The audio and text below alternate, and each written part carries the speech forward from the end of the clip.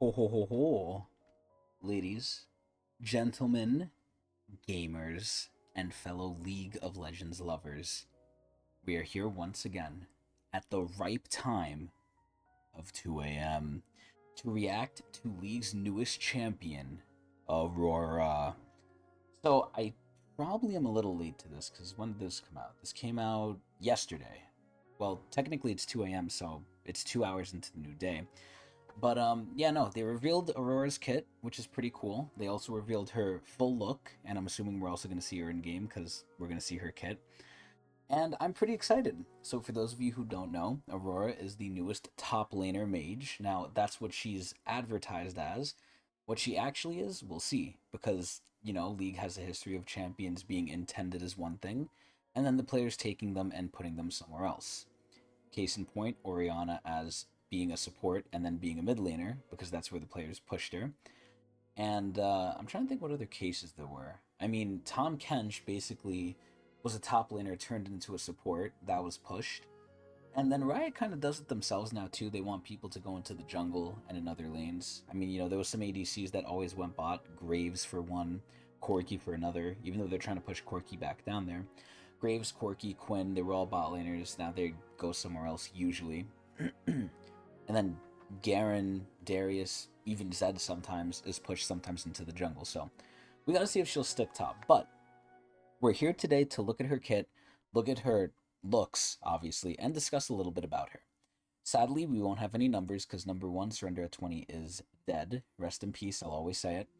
But number two, I forgot what number two is. So let's just start into this. So based on her look alone, and I'll say this maybe a little bit in code, there's already a lot of pictures, and they did a little cheeky thing here. They're kind of hiding a little bit of her feet, but she has rabbit feet. So they did a little bit of a cheeky thing online. There's a lot of pictures of Aurora, so she's definitely popular with some of the less than reputable artists out there, if you catch my drift. Now, look-wise, she's obviously a bunny girl. She's Vestayan, and she's Freljordian. So I think that's the first of its kind. But look-wise, I absolutely love her. She looks like a mage. She has the big mage hat, the rabbit ears, the little fuzzy tail, the thick-ass furry thighs that have like the overflowing thighs from the big boot here. I think she's absolutely lovely. More recently, we had an event with her in the client where she interacted with Ornn. It was a nice little cute thing. And from that, we saw her personality. And personality wise, she's a very nice person. She cares about the spirits. She's very in tune with nature, kind of like an Ionian, if you ask me. But she's pretty cool.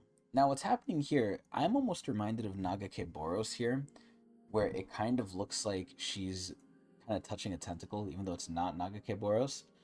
But regardless, oh god, I have like a burp coming.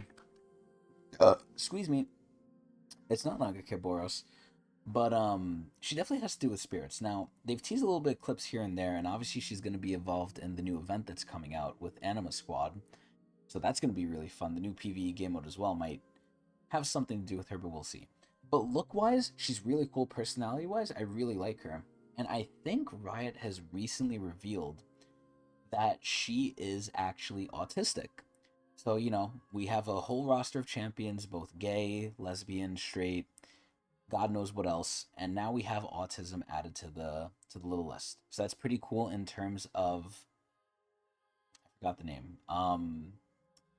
Visibility, I guess. I forgot what else it is, but now for all the autistic people, you have your champion. That sounds really wrong, but either way, I love her look, I love her visuals, love her lore so far. The main question is the gameplay. Now, I've seen the trailer for her. I've seen some stuff about her that kind of teased her kit. And I'll be honest, I'm very scared. I'm very scared that she might be kind of similar to Akali in that she's very high octane. You could do a lot of stuff with her. She could be very complicated. And she doesn't really look potentially easy, but it looks like there's a lot of outplay potential with her. So, without further ado, let's look. You look like you're interested in spirits. I have so much research to share. Where do I start? So let's take a look. So, passive, and from what I know, she's a damage dealer. And she's a mage. She's AP damage dealer, so we don't have too many of those top lane. So passive, Spirit Abjuration. Aurora's spells and attacks exorcise spirits from the enemies she damages. Exorcise spirits follow Aurora around, healing her and granting her bonus move speed. This is almost very similar to Lilia. I see the spirit realm and mortal realm simultaneously. This blended world is my own and it's beautiful. So let's see this. So the little spirits are following her. I wonder if they have like a time limit. Okay, yeah, they definitely do. Okay. It really does remind me of Lilia. This is basically Lilia's passive, except you don't get it after every hit. It looks like with the passive autos, you get it every 3. Maybe with the spells, you get every 1. Or maybe everything just adds 1 stack and you have to get up to 3. But that healing looks pretty good. Now, I don't know if she's level 18 or something, but if that's not at level 18. That's kind of a lot of healing. It looks like each single one gives you plus 22. And just went up to plus 24. Plus 46. Damn. That's kind of crazy. I really like how she has a little one. She's like your classic mage. I'm not talking about in terms of league. I'm talking about in terms of like looks. Like she has a little wand, the little hat. I think she's absolutely amazing. Is there sound to this? Oh, there is. Okay, cool. I like how everything's like spirit themed too. I really like that. Next, her Q. Twofold Hex. So, she sends out a missile that curses any enemies it hits. She can then recast the ability to throw active curses back towards herself, damaging foes who are hit along the way. So there's almost like Sivir Q. Interesting. Okay, so that's what I was seeing in the trailer. I actually really like that. So if you hit them, you can always just cast it back. I wonder what the purpose is of waiting, though. I wonder why it doesn't do it automatically for you. Unless maybe it does, but... So because she hit 3 people, too, she's getting, like, all the stacks, I guess. So I wonder if, like, if it's behind someone. So maybe you could wait for that. So if this one is behind... Yeah, okay, so it does work like that. So the minion behind him, going through him, actually damaged him. So in teamfight, she's actually probably going to be a lot better, too. Okay. The Q is pretty interesting. Not bad. Not bad at all. So she's good for wave clear and for team fights. So her W, Across the Veil, which kind of reminds me of Nocturnal. Aurora leaps in a direction of her choosing, entering the spirit realm upon landing and becoming invisible.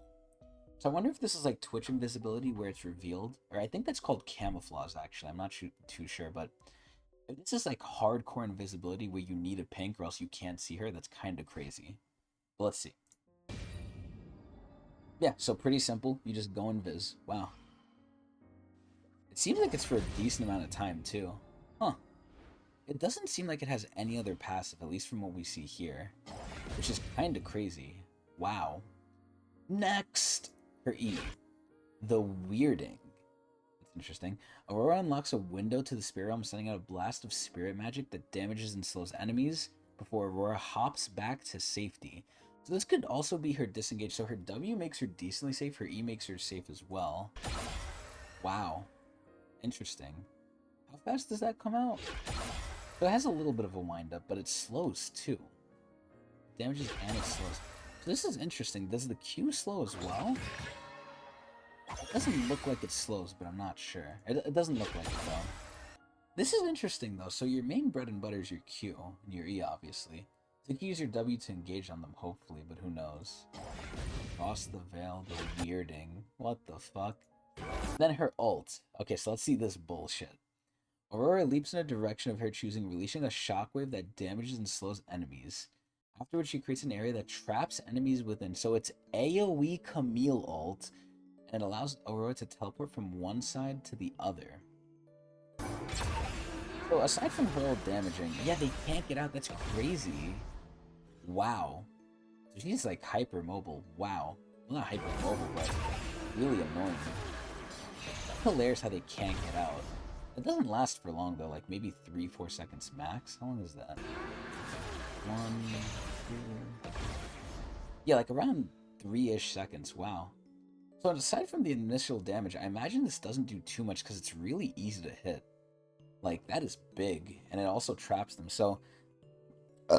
excuse me. Oh! Huh.